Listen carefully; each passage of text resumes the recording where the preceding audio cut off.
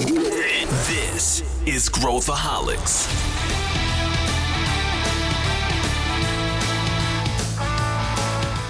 Olá, eu sou o Pedro Weingärtner, CEO da Ace Ventures, e você está ouvindo o Growthaholics, o podcast onde falamos de inovação e empreendedorismo de forma prática e aplicável. Aqui a nossa intenção é acelerar o seu negócio a cada conversa. A gente não traz fórmulas mágicas e firulas, queremos transformar você em um Growthaholic. Avalie o nosso podcast com 5 estrelas para que mais pessoas tenham acesso a esse conteúdo. Nós estamos vivendo uma era absolutamente insana em termos de investimento, inteligência artificial, velocidade de lançamento de novos produtos, features, e de repente aquilo que não era possível fazer ontem, hoje é possível fazer. E a gente vai falar justamente sobre isso, o gap entre a existência das tecnologias no mercado e a real adoção dessas tecnologias pelas grandes corporações. As grandes corporações têm capacidade de investimento, têm capital humano, mas muitos poucos projetos conseguem ver a luz do dia, e a gente vai explorar o que nós chamamos da era agêntica da inteligência artificial, onde partes completas do trabalho realizado hoje podem ser automatizadas pela IA. Para se juntar a mim nesse episódio, eu trago Miguel Narras e Isabela Pugliese, que estão na linha de frente desse tipo de projeto em grandes corporações. Vamos mergulhar na era agêntica. Bom, estou aqui com o time da casa. Estamos jogando com o time da casa hoje e eu queria dar boas-vindas aqui para Isabela Pugliese, vulgo Bela. Tudo bem? Tudo bem, Pedro? Que bom estar aqui de novo. É isso aí. E também aquele que 9 entre 10 pessoas pedem para voltar para o Growthaholics, que é Miguel Narras. Tudo bem, Miguel? Obrigado, Pedro. Já fazia um tempinho que eu não vim aqui. Para mim vai ser um prazer poder conversar com pessoas tão inteligentes e carismáticas quanto vocês dois. Muito bom. Vamos, obrigado aí, né? Eu sou talvez carismático, a Bela é carismática e inteligente, ou talvez ela acumule as duas qualidades aqui da dupla. Mas eu queria falar com você sobre esse tema que tem estado na nossa cabeça, e a Bela e o Miguel estando aí à frente da Ace Cortex, da nossa empresa que trabalha com corporações, com grandes corporações, e a gente vem debatendo 24/7 um tema que a gente, de um lado, a gente não entende por quê, e de outro lado, a gente todo dia aprende coisa nova com o ritmo que o mercado está avançando, que é o tema da IA agêntica, que hoje, no nosso trabalho, no dia a dia, a gente deve usar. Eu uso basicamente o dia inteiro IA, eu passo o dia inteiro usando IA, muitas vezes brinco que a minha IA fala com a IA da Bela e manda outra, e a gente fica fazendo um diálogo de IAs aqui, e a gente tem agentes implementados e tudo mais, e a gente se pergunta por que a maior parte das grandes empresas com orçamentos super relevantes não estão adotando, não tem um nível de adoção hoje tão relevante. Depois a gente tem até estatísticas para compartilhar aqui com vocês, e fizemos um evento uma semana e pouco sobre isso, onde a gente se aprofundou no tema, então ele está super fresquinho na nossa cabeça e resolvemos fazer um download aqui junto com vocês.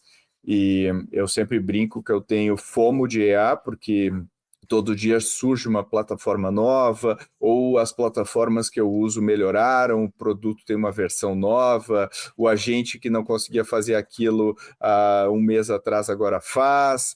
Então são coisas que tomam muito espaço na nossa cabeça, e as notícias também, que às vezes a gente fica extremamente focado, né, Bela, com esse tema, então a gente vê toneladas de notícias e às vezes a gente fica até anestesiado com tanto dinheiro que está sendo investido nesse setor, com tanta coisa que está acontecendo.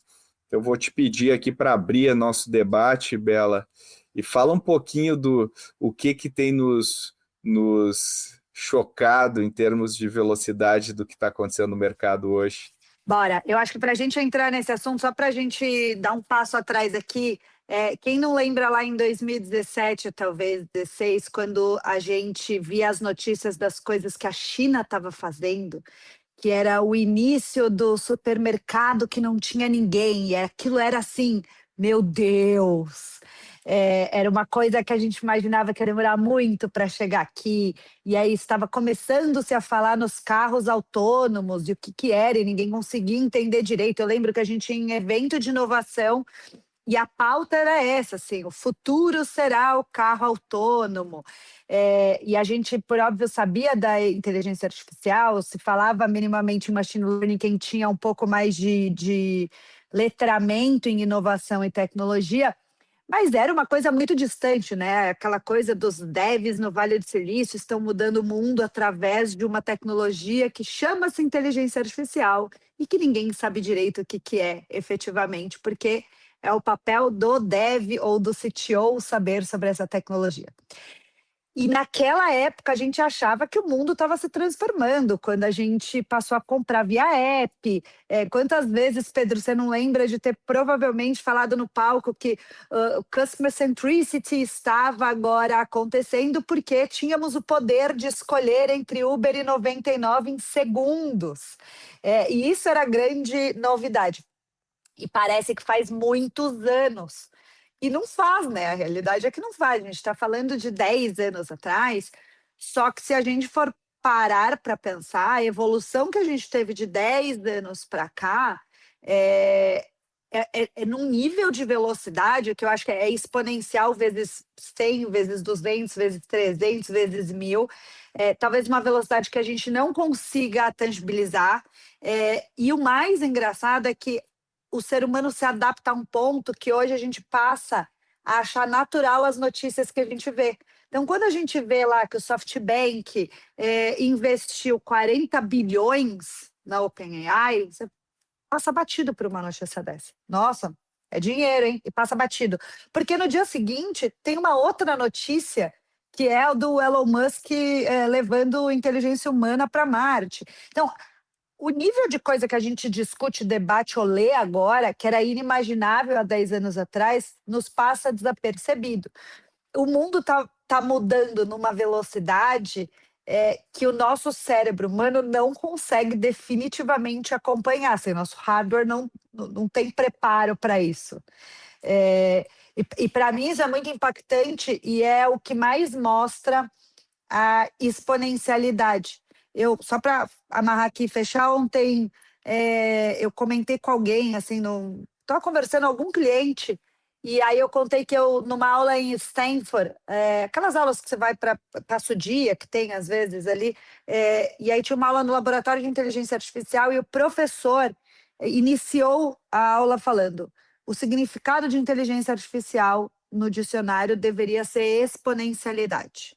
E a nossa preocupação deve ser que, durante um processo de exponencialidade, muito rapidamente as coisas acontecem para o bem e para o mal, e a gente é submetido a ter que fazer escolhas que não estamos preparados a fazer, porque nosso cérebro não pensa tão rápido quanto precisaria pensar e de forma crítica para a gente conseguir controlar o futuro da tecnologia. Então, fato estamos vivendo sim na era da exponencialidade, não nos chocamos mais com as transformações, mas devemos lembrar que é chocante sim os números e tudo que está acontecendo à nossa volta.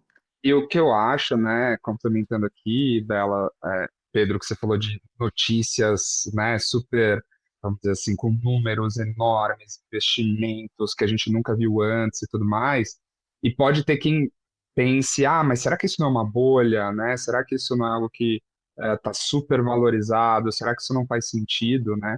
Mas o lance, né, da IA é porque a gente não vê toda a cadeia, né?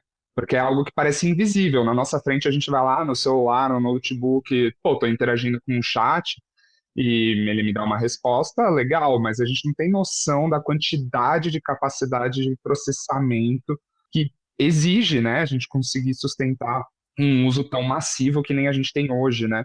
Então, por mais que os números sejam muito alarmantes, né, assim, são muito grandes, muito grandiosos, tem quem venha com esse discurso, mas é uma bolha, isso não faz sentido, esses valuations das startups de IA, né, dos grandes LLMs, empresas e tudo mais, está tudo acontecendo de uma maneira que não tem um racional, mas na verdade a nossa visão não é essa, né? É tudo muito rápido e tem toda uma cadeia para fazer isso acontecer, né? E o interessante, assim, para contrapor, né? De repente, a bolha, sei lá, tem empresas que estão com valuation elevado ou coisas do gênero. Mas, assim, o fato é que a taxa de crescimento dessas empresas, de receita mesmo, é algo assustador, né? Mesmo num patamar já multibilionário, elas ainda continuam crescendo 10 vezes, 3 vezes. É uma coisa que não tem paralelo no histórico aí de crescimento de negócios. Mas, ao mesmo tempo, o uso que a gente tem, a gente vê o que essas tecnologias fazem, a gente consegue entender como elas mudam o jogo, quer dizer, não é uma promessa, é uma coisa que a gente já consegue usar hoje, todo mundo consegue usar hoje, o que é um negócio absurdo. Eu não consigo ver hoje formas de superestimar o impacto que isso vai ter nas nossas vidas, né? Porque acho que vai ser em tudo, né? Vai ser basicamente em todas as áreas em que a gente atua hoje. Então, e acho que o tema que vem aqui para a gente entrar, né, Miguel e Bela, por que isso não está sendo adotado massivamente pelas empresas, pelo menos? Comenta um pouco, vocês dois aí, pode começar, Bela, o que você enxerga nas trincheiras de adoção corporativa hoje? Pedro, para a gente falar sobre isso, eu acho que a gente precisa primeiro situar uma coisa importante, assim. Na transformação do passado, aquela que a gente comentou aqui de 10 anos atrás, a gente sentiu o impacto no nosso dia a dia, porque a gente passou a ter mais facilidade para fazer as coisas, para escolher comida, para escolher a forma de trabalhar, se eu vou de Uber, se eu vou de táxi, enfim. Eu tinha ferramentas de tecnologia que estavam transformando o mercado na minha mão, mas eu não participava efetivamente disso. Com a inteligência artificial, na minha percepção, tá? Houve uma inclusão mais massificada nessa transformação, principalmente, acho, por conta do GPT, e todo mundo se sentiu parte daquela transformação. E as pessoas acham que usar o GPT para perguntar no trabalho que ela tem que fazer significa que ela é letrada naquilo. Então, ela é parte da transformação que está acontecendo em IA. E aí, quando a gente coloca isso numa escala de empresa, com todas as dificuldades que uma empresa pode ter, porque bloqueia ali, aí o compliance não deixa isso, não deixa usar aquilo, e aí ninguém pode...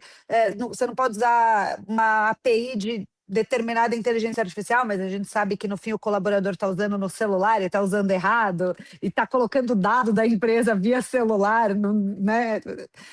Sai pior a emenda que o soneto, mas o fato é que eu acho que um dos principais problemas, ou pelo menos se inicia o problema, no letramento, que é a gente ter basicamente incluído todo mundo no movimento de transformação através do GPT, isso aconteceu do externo para o interno, mas a gente não letrou ou não preparou as organizações para efetivamente absorver a inteligência artificial, e agora a gente já está falando do agente, então já é outro patamar, e saber como orquestrar e otimizar o dia a dia. Assim, eu acho que a gente ainda está discutindo sobre produtividade com IA, e essa é uma discussão que morreu talvez 1 ano atrás, ou 6 meses atrás, está sendo enterrada agora, porque a gente não está na era da produtividade, isso está dado, né? Já passou. se você não conseguiu aumentar a sua produtividade ali enquanto empresa, eu estou falando nem no individual, você está muitíssimo atrasado. E aí, como é que você extrapola o teto para colocar agentes de IA, exponencializando o teu dia a dia, a tua receita, a tua forma de trabalhar e etc., sendo que você pulou a primeira etapa lá atrás de letramento. Acho que tem um nível de dificuldade de estar sendo muito acelerado para o preparo que as organizações têm hoje. O que você acha, Miguel? Eu concordo com certeza, Bela, quando a gente fala de corporação, né, pode até parecer meio estranho, assim, para o público empreendedor que está ouvindo a gente, que está mais antenado no mercado tech e tudo mais, mas a gente já estava sendo avassalado, né, assim, passando por N transformações de aplicação de IA, né, de 2021, 2022 para cá, e as corporações ainda olhando para como é que a gente é mais data-driven, né, e discussões do tipo, eu não tenho os dados para tomar as decisões, como é que o meu gestor aplica BI, né, no seu dia a dia. Então, a discussão do corporativo tem sempre uma lentidão maior por N motivos, do que quem está ali em tech, em startups, né, na fronteira, que nem nós aqui estamos e vivemos no dia a dia conversando com os empreendedores, apoiando, investindo e tudo mais, né? Então, a sensação é essa, né, de que eu sempre estou atrasado quando a gente fala do corporativo. Letramento na temática, com certeza, é um tema muito importante, então ainda existe muito desconhecimento, despreparo e em muitos aspectos de, mas vazou dados na empresa tal em 2023, então não vou fazer nada, para tudo de IA. Não, peraí, existe uma forma de você trabalhar e já tem como você blindar, né, os teus dados se você implementa isso de maneira correta, né? Então, é muito mais seguro você fazer isso do que não ter nada de IA e ter um uso aí descontrolado no celular das pessoas, né? Então, tem muito desconhecimento, tem muito despreparo de certa forma, ainda tem um ceticismo, né? Então, no sentido de muitas pesquisas, e de fato existem essas pesquisas, e acho que a gente pode entrar um pouco mais também nos porquês, né? Os projetos de IA ainda não deram retorno, né? E verdade, se você está falando de projetos de IA sem saber o que você quer, o que você vai medir, qual que é a sua estratégia, qual que é a governança, quais são os fundamentos e as bases de negócio que você precisa ter, não vai ter retorno mesmo, mas aí o problema não é a IA, o problema é todo esse entorno, né? Então, é muito doido, porque a gente que lida com corporativo e lida com esse universo pungente aqui das startups, a gente vê quase dois mundos muito diferentes, né? Em quase, sei lá, a gente está falando de... Tem gente que está vivendo realmente 2026, tem gente que está em 2022, 2021 ou até para trás, né? Então, temos que correr, né? As corporações precisam ter pressa, precisam ter sede aí para não ficar para trás nessa corrida, sem dúvida. Recentemente eu comecei a conversar com vários empreendedores, eu sempre faço a mesma pergunta: qual percentual do teu código hoje é feito por IA, né, para empreendedores de startups? E o nível de diferença nas respostas é absurdo. Tem gente que fala que é 10% e tem gente que fala que é 80%. E a forma com que eles aplicam isso ainda varia também, né? Uns usam Cloud Code, outros usam do Google, Windsurf, outros... Então, existe um desnivelamento mesmo teoricamente na ponta. Se a gente olhar nos Estados Unidos, recentemente a Block, a startup, não é uma startup, né? Já tem capital aberto, tudo mais do Jack Dorsey aí, que é o cofundador do Twitter e etc. Eles demitiram mais de 40% da força de trabalho da empresa, mais de 40% dos funcionários agora. E a causa é o AI. A razão é porque eles colocaram uma aplicação na empresa inteira né? Eles pegaram o Claude, né? Empacotaram isso tanto para desenvolver código quanto para fazer queries no banco de dados, tudo, disponibilizaram para a empresa inteira e viram uma produtividade brutal. E o faturamento por colaborador saltou só fazendo isso. Aí ele simplesmente foi lá e implementou isso no restante da empresa e agora fez a redução de força de trabalho. Recentemente, o líder de tech da Anthropic falou que 100% do código dele já era feito por IA há meses, que ele não mete mais a mão no código, que mudou a tarefa do engenheiro de software. Que mudou, e ele disse que a função de engenheiro de software, como a gente conhece hoje, vai acabar muito proximamente, né? Que todo o código vai ser desenvolvido, que agora os engenheiros da Anthropic, ele contou o caso de um dos engenheiros que, como hobby, programa em C++ no final de semana. É o hobby do cara, porque ele gosta de programar. Demais, legal. E o Elon Musk, por exemplo, falou, por que a gente tem linguagem de programação? Por que a gente não faz tudo em binário mesmo, já que todas essas linguagens são abstrações para a gente colocar as coisas em formato binário? Por que o software o AI já não programa tudo em linguagem binária? Então, olha a forma de pensar e o que está acontecendo hoje, a velocidade com que as coisas acontecem, e mesmo teoricamente quem está na linha de frente da tecnologia, que são os empreendedores de tecnologia, estão ainda com uma dificuldade de entender e de incorporar. A gente fez um encontro com empreendedores aqui da ACE e a gente discutiu sobre como que... eu perguntei, né, sobre o quanto eles usam e tal, e foi o assunto que mais teve engajamento nos últimos tempos. A gente vai fazer uma live agora, de tarde, sobre isso, e foi o recorde de participantes em anos de pessoas do nosso portfólio, porque esse é um tema tão relevante para eles, né? Eu queria entrar um pouco no tema da IA agêntica, e só para situar, acho todo mundo aqui, né? O que é um agente versus o que é um LLM, enquanto que o LLM tradicional, vou lá, pergunto, ele me responde, como a Bela falou, um agente, ele faz coisas por mim, né? O agente, ele conecta com algum lugar e faz alguma coisa, seja navegar na internet, seja entrar nos teus arquivos do Google, seja montar uma apresentação, seja analisar um dado e devolver outra coisa. Então, esses são os agentes que a gente podemos customizar e configurar para realizar tarefas nossas. E a gente está falando desse tema porque esses agentes agora conseguem pegar partes do nosso trabalho, pegar tarefas específicas que a gente realiza e tirar da nossa frente. Assim como o cara já tem o AI desenvolvendo código, que é um agente, existem N outras aplicações para isso no nosso dia a dia. E aí, Bela, como é que você enxerga hoje o conhecimento das pessoas sobre isso e por que é tão complexo, ao contrário de você simplesmente usar o ChatGPT e fazer a sua engenharia de prompt lá, por que é tão mais complexo usar agentes do que o que a gente está acostumado quando a gente pensa em AI?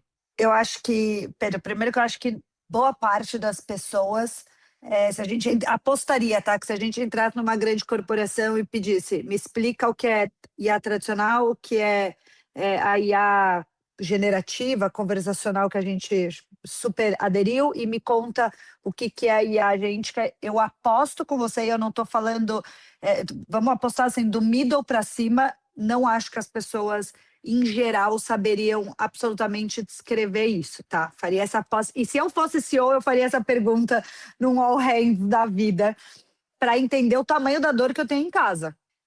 Para mim, tá, assim, todo CEO deveria estar perguntando isso no próximo all hands. E aí, dito isso, esse para mim é o primeiro ponto importante. E aí, dito isso, como que a gente vai entender o tamanho da transformação da IA agêntica, né? Se a gente não consegue entender a diferença, como que eu vou ter o senso de responsabilidade de guiar a IA agêntica dentro do meu computador, respondendo meu e-mail, respondendo meu CEO, respondendo meu cliente, fazendo o meu trabalho do dia a dia, né? E sai do campo do só fazer o trabalho manual, ou tirar o que a gente chama daquele... que a gente falou monkey job, que é o trabalho chato que não exige mental, o cérebro sai dessa escala e vai para uma escala efetivamente estratégica, de analisar os documentos que eu tenho dentro do meu... Então, eu tenho agentes, na sexta-feira passada, eu fui jantar, e aí tá meu computador aberto, né? E tá lá, tantas pessoinhas trabalhando para você, tem tantos agentes trabalhando. No final de semana ficaram trabalhando para mim, fazendo coisas que eu levaria muito possivelmente meses para fazer. Eu comentei com você até, Pedro, que outro dia eu fui num jantar com uma pessoa que trabalha no Vale do Silício, não é fraco, é um cara bom, com alto entendimento em tecnologia. E aí ele comentou na mesa, ele falou, eu fazia go-to-market de produtos, às vezes eu levava 6 meses. Eu não vou recordar agora, mas era alguma coisa assim, eu fiz em 2 dias. Ele é o líder da operação, e ele falou, eu fiz em 2 dias, uma startup que está indo para os Estados Unidos, uma startup brasileira que está indo para os Estados Unidos, e ele falou, eu fiz em 2 dias do go-to-market da empresa para a gente se lançar nos Estados Unidos, 2, 3 dias. Então, assim, mudou muito o jogo, e o problema é que você precisa ter quem saiba operar esse jogo, orquestrar esse jogo. E é difícil a gente ter dentro da nossa corporação, é difícil a gente ter tempo para fazer isso, por isso essa busca externa por quem consiga ajudar é tão necessária para as corporações, de você transportar isso para um terceiro e colocar o accountability dividido de orquestrar essa operação.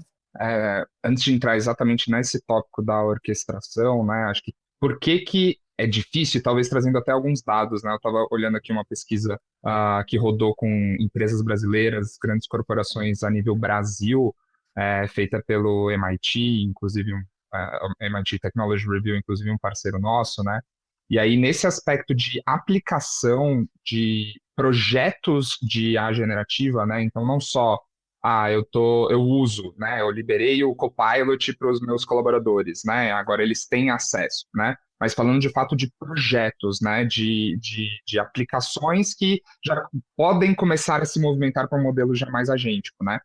Essa pesquisa de 2025, né? Então fala que 30% das empresas ainda não tinham iniciativas nesse sentido. Então, ainda não tinha nem começado a pisar, né, nesse território, estava só, liberei o Copilot, é isso que eu fiz.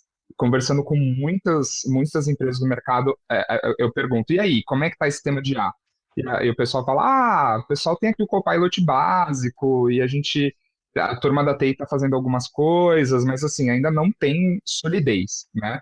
Então, 30% está nessa etapa de 100 iniciativas, né?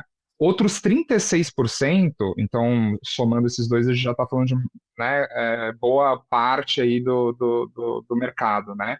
Está ainda em etapa de projetos piloto, né? Então, eu estou testando uma aplicação aqui, eu estou criando algo para funcionar em alguma área e tudo mais, mas ainda não virou uma ferramenta oficial, um agente oficial, um workflow oficial, ainda é só um piloto, né? Então, grande parte das empresas ainda está nesse lugar, né? E aí, outros 25% em integração parcial de iniciativas, né? Então, se tem já alguma ferramenta criada, algum agente, algum workflow, ainda é parcialmente, né? Nem integralmente criado. Então, grande parte das empresas ainda está nesse patamar, nesse lugar, né? E por que é difícil, né? Assim, evoluir esse conceito, né? Porque quando a gente fala de um agente sozinho, né, então legal, vamos supor que eu tenha um agente que analise as minhas campanhas de marketing de mídia paga, então ele já olha como é que estão os CTRs e todas as taxas e tudo mais de eficiência dessas campanhas, e aí ele mesmo vai decidindo que campanhas ele deixa de investir, quais que investem mais dinheiro e tudo mais, certo? Então, dá para você criar um agente que faça essa análise e consiga tomar decisões de investimento e fazer isso por você, certo? Isso por si só já é muito legal, mas talvez nem seja um agente só que vai conseguir dar conta disso, né? Porque talvez eu tenha que ter um agente que analisa os indicadores e faz uma recomendação. Para daí eu conseguir fazer essa integração com outro agente que vai alocar esses investimentos e fazer essa transição de fato lá na sua plataforma da Meta ou qualquer ferramenta que seja, né? Então, mesmo uma aplicação simples desse tipo, talvez exija mais do que um agente, né? E aí, se a gente vai falar, pô, eu quero automatizar todo o meu marketing digital, aí vai ficando cada vez mais coisas, né? Eu vou colocar um outro agente para gerar imagens e um outro para fazer o copy, daí para integrar essas coisas e garantir que tem legibilidade, e um quarto agente para garantir que está seguindo todas as diretrizes de marca, para daí publicar isso e por aí vai, certo? Então, a gente só consegue gerar um retorno muito significativo, né, com um projeto que realmente vai gerar mais eficiência, ou vai gerar melhoria do nosso CAC lá no final, contando nesse exemplo, né? E ter um ROI, ter um case para contar e falar, olha, realmente a gente construiu um negócio muito legal, com um conceito de que é essa orquestração, né, Pedro? Então, o que é necessário para conseguir otimizar e transformar essa sua estrutura, que hoje talvez seja feita por 5, 6, 7, 8 analistas, em uma estrutura agêntica, né? Você precisa entender desse contexto como um todo, e você precisa dar esse contexto, né, para todos esses agentes que você está criando, e todos eles precisam ter um mínimo de funcionalidade básica, né? Então, só para esse exemplo que eu estou falando aqui, você precisa garantir que você entende muito do processo, que você já tem um processo claro, você vai ter que ter uma APIs rodando para um lado e para o outro, né? Para conseguir fazer todas essas movimentações, e você vai precisar de estratégia, você vai precisar conseguir passar contexto, então habilidades humanas também, né? Então, quando a gente fala dessa orquestração, é isso, é uma integração de lados, né? Não é só um fluxo de etapa A, B, C, D e E, né? Mas como que eu vou criando esses loops e essas interações entre todas essas frentes aqui de trabalho com IA, né? Acho que esse é um pouco do desafio, né? E se as empresas ainda estão numa etapa que não tem nem piloto rodando, né? Que ainda, ou só tem o piloto, ainda não conseguiu fazer uma aplicação, mas ainda tem um tempo para chegar nisso. Mas assim, de novo, precisamos correr, né? Porque daqui a 6 meses eu sei que teremos outras coisas muito mais impressionantes. Eu gosto de fazer uma analogia. Imagina que você contrata 5 pessoas para fazer um projeto para você, e elas nunca trabalharam juntas, e elas não sabem detalhes do seu projeto. Você bota elas numa sala e fala, ó, pessoal, façam o projeto. Por mais especializadas que elas sejam, elas não vão entender como uma vai se relacionar com a outra, o que uma precisa entregar para a outra para o projeto acontecer. Então você, enquanto líder, tem que fornecer contexto, você tem que sentar com cada um. Ó, você vai entregar o negócio para o cara vai ter que entregar para aquela outra vai ter que entregar. Ou seja, você vai ter que fazer esse trabalho como líder. Por que você acha que os seus agentes vão adivinhar isso, né? Então a orquestração é isso, é você conseguir. Às vezes você vai ter que pegar uma das pessoas e falar, e você vai garantir que tá tudo fluindo. E aí é uma supervisão. Adivinha, existe agente que vai fazer a supervisão.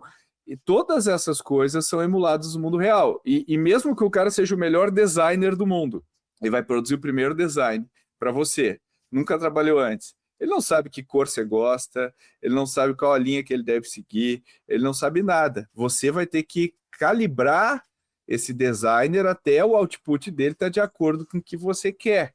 É a mesma coisa. Então, as pessoas acham que um sistema agêntico é como se fosse um software, onde eu coloco o software e ele sempre gera a mesma coisa. E um sistema agêntico, ele vai melhorando, porque aquele modelo lá que eu usei de AI, ele evolui também. E novo surge. Então, eu vou ter que fazer um upgrade no agente A, eu vou ter que subir mais contexto do B, eu vou ter que ir calibrando até ter o resultado. Então, o resultado não vai sair do dia para a noite. Acho que essa é uma grande dificuldade. Mas tudo isso. Pedro, Fala. e aí, no fundo, né, o que que é isso, né? É liderança, né? Porque o que a gente está falando aqui é só com uma linguagem de IA, mas a gente está falando que você precisa saber qual modelo você vai usar, então quem que você vai contratar, vamos dizer assim, né? Então, é gestão de entender quais são esses ativos, é você dar contexto, no fim é isso, né? É um papel que um líder já tem que fazer hoje, né?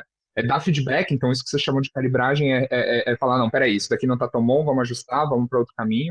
No fundo é liderança, né? Então, quando a gente fala que cada vez mais a liderança vai ser mais importante e o aspecto de gestão, nesse aspecto mais de gerenciar as coisas, vai ser cada vez mais delegado para IA, é isso, né? Então, o gerenciar o prazo, gerenciar o dinheiro para cá e para lá, talvez a gente passe essas coisas mais para IA, enquanto a liderança, né, esses aspectos de contexto, contratação, feedback, afins, são cada vez mais importantes.